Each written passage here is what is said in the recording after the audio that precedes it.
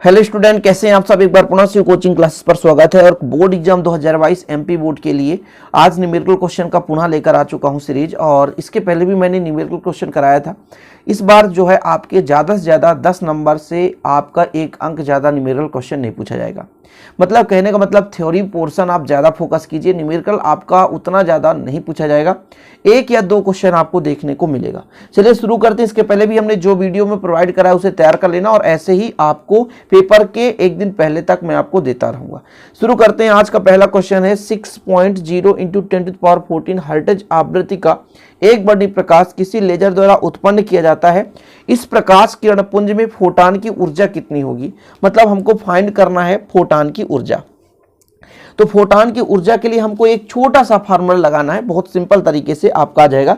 लेकिन एक चीज मैं कहना चाहूंगा, जो एच का वैल्यू देके रखा है इसको आप लोग याद कर लेंगे, क्योंकि जरूरी नहीं प्यारे बच्चों कि हर एक प्रश्न में दिया हो सकता है एग्जाम में ना दिया रहे। सबसे पहले तो आवृत्ति देके रखा है, दिया है, आप ऐसा लिख सकते हैं, दिया है, क्या दिया है, आवृत्ति। आवृत्ति क्या देके रखा है, आवृत्ति को न्यू से दर्शाते हैं 6.0 × 10⁻14, ये आवृत्ति है। और प्यारे बच्चों एच क्या है, प्लांक नियतांक है। एच का मान कितना होता है, 6.63 × 10⁻−34 जूल सेकेंड। ये देके रखा है एच का मान। हमें केवल और केवल फोटॉन की ऊर्जा निकालनी है। क्या निकालनी है, फोटॉन की ऊर्जा। तो आप लोग यहां पर लिखेंगे फोटॉन की ऊर्जा। किसकी ऊर्जा, फोटॉन की ऊर्जा। ऊर्जा का फार्मूला क्या है, E बराबर कितना होता है, एच न्यू। E बराबर प्लांक नियतांक के आधार पर, प्लांक के सिद्धांत के आधार पर ऊर्जा कितना हो गया, E बराबर एच न्यू, जहां एच क्या है, प्लांक नियतांक है। E बराबर आपको फाइंड करना है, एच का वैल्यू पुट कर दे 6.63 × 10⁻34 इंटू आपका हो जाएगा 6.0 × 10⁻14। अब मल्टीप्लाई कर दो, आपका एनर्जी आ जाएगा, E आ जाएगा 6×3 18, हाथ से लेख 6×6 36, 1 37, 6×6 36 और 36 3 कितना हो जाएगा, 39.1, एक जीरो बढ़ा दो, जीरो करण 0.123 अंक, 1 2 3 यहाँ पे लग जाएगा। अब देखिएगा 10⁻34 है, 34 में आप 14 घटा दो तो आपका हो जाएगा 20। कितना हो जाएगा, -20। ये आपका जूल है। क्या है, जूल है, ऊर्जा जूल है। लेकिन हम दशमलव यहाँ लगाना चाहते हैं, यहाँ लगाना चाहते हैं, यानी 3.978, तब हमारा 10⁻−21 हो जाएगा और यही आपका आंसर हो जाएगा। मतलब 10 का भाग दिए तो 10 का भाग यहाँ पर भाग दिए तो एक और माइनस लग गया। ये आपका सिंपल है, छोटा सा क्वेश्चन है। मैं यदि आपको बताना चाहूँ तो एमपी बोर्ड में ये 2019 में पूछा गया था। कब पूछा गया था, 2019 में। तो हम मोस्ट इंपोर्टेंट क्वेश्चन कैसे पाते हैं, प्रीवियस ईयर के क्वेश्चन पेपर देखते हैं कि ऐसे ऐसे क्वेश्चन 2 अंक में पूछा जा सकता है।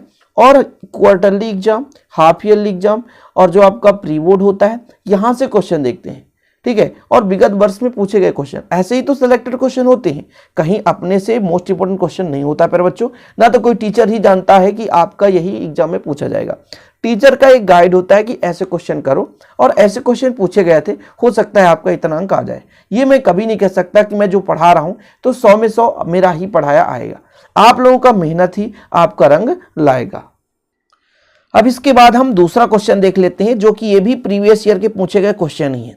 कभी ना कभी ये क्वेश्चन पूछा गया पर बच्चों, ठीक है। अभी तो ये आपका इंपॉर्टेंट है, इसलिए आप लोग तैयार कर लेना। चलिए शुरू करते हैं। एक धातु का कारफलन देके रखा है, हल करते हैं। एक धातु का कारफलन देके रखा है। कारफलन का मतलब होता है प्यारे बच्चों फाई।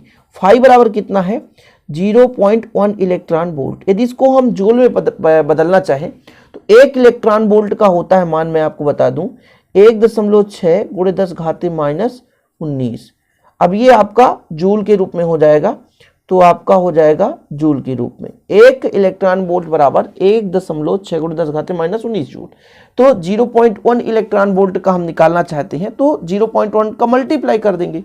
तो जब इसका हम मल्टीप्लाई कर देंगे तो आपका वैल्यू कितना निकल कर आएगा, तो एक अंक हमारा जो दशमलव है और हम यहाँ पर आगे कर देंगे तो इसका मतलब आ जाएगा 0.16 × 10⁻−19 जूल। ये आप लोग लिख लें इतना। अच्छा, मैंने अभी आपको बताया था प्लांक नियतांक, इसलिए तो कहता हूं भैया प्लांक नियतांक एच का मान याद कर लो। जरूरी नहीं रहता कि हर क्वेश्चन में h का मान दिया रहे। जैसे यहाँ पे h का मान नहीं दिया तो h का मान अभी मैंने बताया था 6.63 कर सकते हो, गुणे 10 घाते माइनस 34 जूल सेकेंड। क्या? Joule second. ये आपको याद होना चाहिए, और नहीं बन रहा है तो अभी नोट डाउन कर लो, बिल्कुल अभी याद कर लो। अब चूंकि आपको पता है हमको क्या निकालना है, देहली आवृत्त निकालना है। अब चूंकि आपको पता होना चाहिए फाई बराबर होता है एच न्यू, एच न्यू ये आवृत्त निकालना है। यहां से मैं यदि आवृत्त निकालूं यहाँ पे न्यू तो हो जाएगा फाई अपान एच। क्या हो जाएगा? फाई अपान एच। फाई जहाँ पे कार फलन है 0.16 इंटू 10⁻⁻19 और डिवाइड बाय पर बच्चों एच का मान है 6.6, 3 नहीं लेता हूँ, काटने पीटने में थोड़ा सा दिक्कत होगा, -34 हो गया। इतना क्लियर है? आगे देखिएगा, कैलकुलेट करते हैं। 34 ऊपर जाएगा, ये 34 ऊपर जाएगा तो यहाँ पर 0.6 है और यहाँ पर 0.16, 6.6 इंटू 10⁻⁻19 और इंटू 10⁻34 तो प्लस हो जाएगा। माइनस का जब ऊपर जाता है तो प्लस हो जाता है। अब देखिए यदि मैं इसको काटना चाहूँ 16/66 कर दूं तब क्या होगा, एक चीज मैं बताऊंगा अभी। इसको आप कैलकुलेट कर दो तो देखो 34 में आप 19 घटा दो तो आपका 10 घात 15 आ जाएगा। 10 घात कितना आ जाएगा? 15। एक चीज नोट डाउन करना, दशमलव के बाद यहाँ 2 अंक है इसलिए 2 जीरो नीचे बढ़ाओ, दशमलव के बाद यहाँ 1 अंक है इसलिए ऊपर 1 जीरो बढ़ाओ। 1 जीरो से 0 कट गया, 1 जीरो से 0 कट गया, यहाँ से काटो 2 8 16, फिर 2 से काटो 2 3 6, 2 3 6, यानी 8/33, 8/33 गुणे आपका हो जाएगा 1 जीरो और घटेगा तो 10 घात कितना आ जाएगा आपका? 10 घात कितना हो जाएगा? 14 हो जाएगा। अब 8 कट नहीं रहा तो 1 जीरो ऐसा कर लो, यहाँ पे 80 यदि कर दें तो 10 घात 13 हो जाएगा, फिर आपको हो जाएगा 33। 33 से यदि भाग दोगे आप भैया तो 33 दूना 66 हो जाएगा, फिर लगभग 4 से जाएगा, मतलब 2.4 गुणे 10 घाते आपका आ गया 13 और ये आ गया आपका हर्ट्ज। आवृत्त निकालना है तो आवृत्त जो होता है हर्ट्ज में होता है, तो ये आपका आ चुका है हर्ट्ज। सिंपल है ना, समझ में आया? ऐसे क्वेश्चन इंपॉर्टेंट है यार, कर लेना, बाद में आपको पछतावा ना हो। क्वेश्चन कैसे भी पूछा जा सकता है, फिर आपको दिक्कत हो जाएगी सर आपने बताया नहीं, तो ऐसे हम क्वेश्चन बिल्कुल नहीं छोड़ते, ऐसे क्वेश्चन हम कर लेते हैं। इसके बाद अगला क्वेश्चन आप देखिए, थोड़ा सा सिंपल है, इजी है, मजा आएगा, लेकिन आपसे कैलकुलेशन करते आना चाहिए। 4000 एंगस्ट्रॉन तरंगदैर्ध्य वाले फोटान की ऊर्जा जूल में ज्ञात कीजिए। देखो बहुत सिंपल होता है, बस आप लोग एक बार मेहनत करना सीखें। मैं एक चीज यहां पर कहना चाहता हूं कि जो आपका तरंगदैर्ध्य है लैम्डा बराबर है 4000 एंगस्ट्रॉन। यदि इसको मीटर में बदलना चाहे ना तो 1 एंगस्ट्रॉन बराबर होता है, जानते हैं कितना? 10 घाते -10 मीटर। तो ये मीटर में बदल गया, तो 4000 एंगस्ट्रॉन का हमको मीटर में बदलना पड़ेगा, तो 4000 का 10 घाते -10 में गुणा करना पड़ेगा। इतना तो क्लियर है, ठीक है? आगे चलें। अब आपसे यदि मैं कह दूं कि प्रकाश का वेग कितना होता है तो 3 × 10 घाते 8 मीटर पर सेकेंड। ये भी आपको पता होना चाहिए, पता है ना, बचपन से पढ़ते आ रहे हो, 6 क्लास में आपको मिल जाता है प्रकाश का वेग 3 × 10 घाते 8 मीटर पर सेकेंड। 3 × 10 घाते 8 मीटर पर सेकेंड, ये आप लोग बचपन से पढ़ते आ रहे हो। अब यहाँ पर जो आपका वैल्यू है एच का मान, तो एच का मान तो मैंने पहले ही बताया भैया कि 6.63 × 10 घाते -34 जूल सेकेंड। इतना क्लियर? अब देखो हमको जूल में बदलना है, मतलब एनर्जी निकालना है। फोटान की तरंगदैर्ध्य है तो हम क्या निकालेंगे? फोटान की एनर्जी। तो आप यहाँ पर लिखो फोटान की ऊर्जा, ऊर्जा ही तो है जूल में यदि निकालना है। ई बराबर कितना होता है बच्चा लोग? एच न्यू, और न्यू बराबर क्या होता है? सी अपान लैम्डा। जब तक ये फार्मूला नहीं लगाएंगे तो लैम्डा जब तक आएगा नहीं तब तक बदलेगा कैसे भैया? और लैम्डा तो ही हमको रखना है क्योंकि लैम्डा ही दे के रखा है, लैम्डा ही दे के रखा है। अब एच का मान निकालो, 6.6 गुणे, अब 3 नहीं लिखते हैं, कैलकुलेशन करने में दिक्कत होगा इसलिए 1 अंक ही लेते हैं। और सी का मान 3 × 10 घाते 8, ठीक है। और आपका लैम्डा भैया 4000 एंगस्ट्रॉन था और एंगस्ट्रॉन को मीटर में बदला तो 10 घाते -10 हो गया। समझ रहे हो ना? इतना क्लियर है? यहां तक तो क्लियर भाई साहब। आगे देखते हैं, आगे ही कमाल का होने वाला है सब कुछ। देखो 6.6 है, रहने दो। 10 घाते -34 है, रहने दो। 10 घाते यहाँ पे कितना है? अच्छा 3 भी गुणा में है, 3 कर दो। 10 घात कितना है? 8 है। ये ऊपर भी जाएगा तो ये प्लस में हो जाएगा। एक काम और करते हैं ना, ये 3 जीरो है ना, 3 जीरो और बढ़ा देते हैं तो आपके पास नीचे बचने वाला है 4 केवल। यदि 2 से काट दो 2 हो जाएगा, 2 3 6, 2 तिहाई 6। अब इसको 3 से मल्टीप्लाई करो, 3 त्रिकाई 9, 3 त्रिकाई 9 बटे 2। अब देखो जरा, ये प्लस प्लस है पूरे, तो आपका 10, 10 3 13, 8 21 और 34 में 21 घटा दो, तो 34 में 21 घटाओगे तो -13 आएगा। -13 आ गया इतना। क्या सही है? यहाँ तक थोड़ा सा एक बार इसको अच्छे तरीके से समझो। तो यहाँ पर कुछ गड़बड़ नजर आ रहा है, क्योंकि ये भाई 3 0 प्लस का था, ऊपर जाएगा तो माइनस का हो जाएगा, है ना।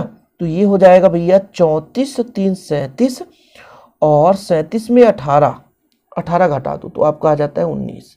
यही तो दिक्कत था ना, कैलकुलेशन ठीक है, थोड़ा सा गड़बड़ हो जाता सब गलत हो जाता है। इसको आप काटो, 2 चौके 8, फिर आपका बच जाता है 1, तो 19 हो जाता। कितना हो जाता? 19। तो भैया 2 नाम 18 और 2 पना 10, ये आपका आ गया, ये आपका आंसर आ गया। देखो भैया आंसर आ गया, आंसर आ गया आपका, जूल में कन्वर्ट हो गया। क्वेश्चन पूछा था 4000 एंगस्ट्रॉन तरंगदैर्ध्य वाले फोटॉन का जो हमको एनर्जी निकालना है, जूल में कन्वर्ट करना। तो उम्मीद करता हूं ये भी आपको समझ में आ गया होगा।